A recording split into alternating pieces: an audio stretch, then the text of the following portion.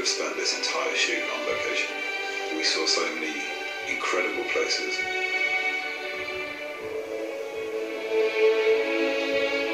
I know I'm a Kiwi, but I have to say I cannot imagine making these films anywhere but this country.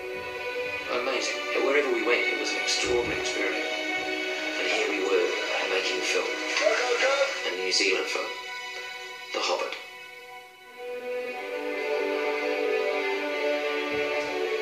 It's been thrilling to go back and go up and down both the main islands of New Zealand.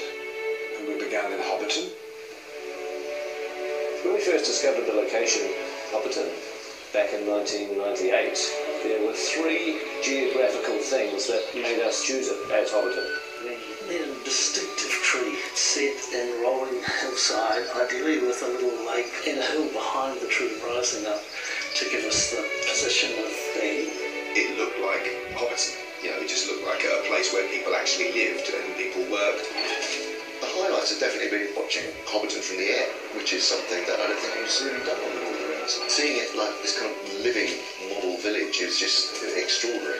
The original Hobbiton set was built out of polystyrene, and even though we had to take it away, which I thought it was a shame, it actually wouldn't have survived. Of course, doing the Hobbit now, it gave us the ability to rebuild Hobbiton out of permanent materials. It's been made to last out of materials that aren't going to deteriorate, and we can carry on showing people what's involved in making a movie. People who see the films can go and relive them by actually knocking on Bilbo's door. Or you can just look and see. There's no having to finish the illusion. It's just here.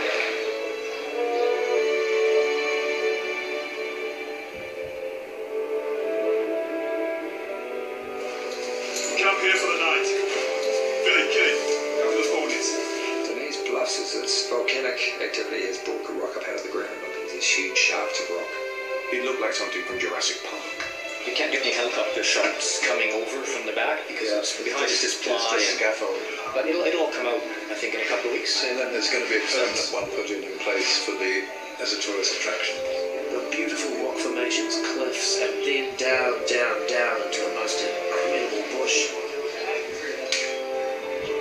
It seemed ancient. There were lots of moss on all the great rocks. It seemed incredibly old. It's a lot of native bush in the area. It's a stunning location.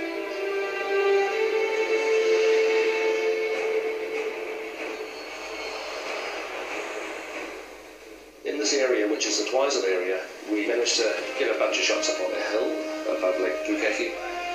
It's a beautiful vista. Like it was long, wheaten-coloured kind of grass, and we could be running through it and being chased by wild. The landscape is really interesting geographically. You're being chased by these terrible monsters.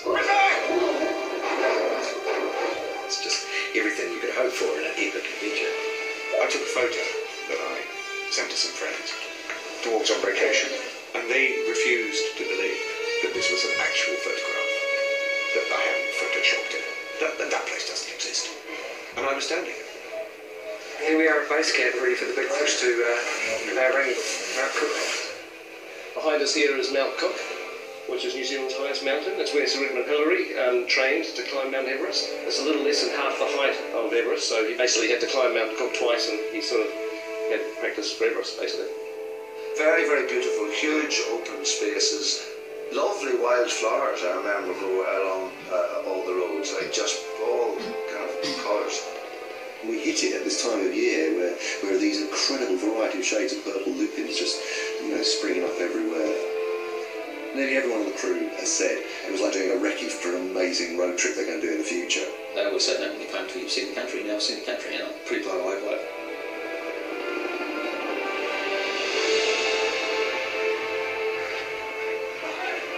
So, Strathclyde, central Otago, a pretty remote location. We wanted to use this location primarily because it's a chase through the rocks, wags, after the dwarves. So I love the idea of doing a chase that was that spread out over a huge landscape. This is glorious about this place, is you can do 360 degrees. There's not a satellite dish in sight.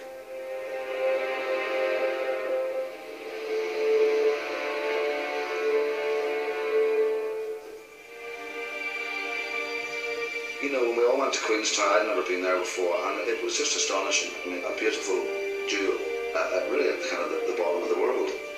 Queenstown, the famous holiday place here, but we escape the crowds and go up the lake and into the mountains, and that's perhaps my favourite spot.